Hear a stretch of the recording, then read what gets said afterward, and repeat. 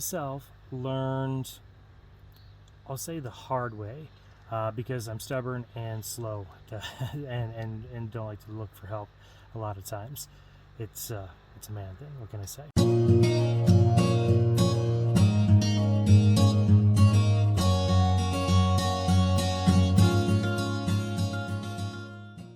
Hey everybody, it's Jeff, and I wanted to come to you guys today with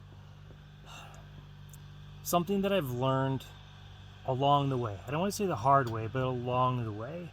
And it's elementary stuff for a lot of people out there. But if you're new to the homesteading concept, you're trying to get off the rat race and into a more controllable state, you got to start with somewhere. And for us, it was virtually ground zero. So for us, one of the big things that is important to our farm is fencing. We've got a lot of livestock. I mean, we've got goats, sheep, we've got, of course, chickens, pigs, but we also have the big cattle. We've got dairy and beef cattle, and so we need some serious fencing along the way for that, not only from the space standpoint, but we'll call it the strength or the infrastructure of it. And where I'm going with this is we've elected to do a lot of barbed wire fencing.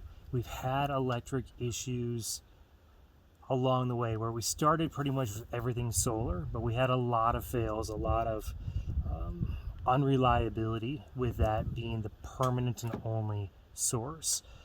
So we decided we wanted to have something more permanent because, quite honestly, we chased a lot of cows for a year and a half just relying on solar, and it wasn't for us anymore. Electricity's got its place as a reinforcement, but I hate to bank on it being completely it. So we've decided barbed wire fencing. Now, barbed wire fencing comes in both a variety of things, both, of course, brand, but whether it's a 2-point, 4-point, or I guess in theory no point, but I don't know that it's barbed wire fencing at that point. And those are, of course, to deter the animal from going through the fence. The other part of it, though, is the gauge or the thickness of the fence. So the different gauge means, of course, a different thickness for the metal itself. In this particular case, the smaller the number, the stronger it is, or the thicker it is. We made the choice somewhere along the lines where I was having one of my kids help with doing a fence, and we had the lighter kind that was 14 gauge, and we were like, oh, this is really, really easy to use. And we swayed our decision to invest in more into that because of how easy it was to use in comparison to the thick stuff. Common sense would have said, of course, it's not as strong, but apparently I didn't have any.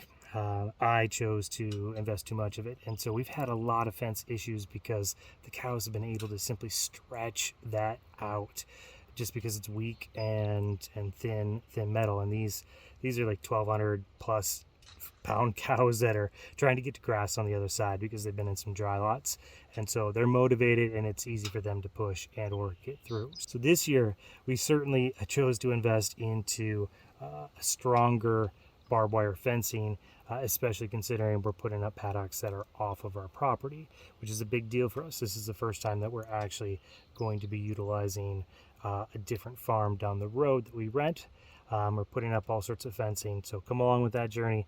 There's more to come, but there's hopefully a tip for you to understand the difference between the strengths, and understanding just because it's a little easier to work with, and just because it might be $5 or $10 cheaper per roll, don't do it.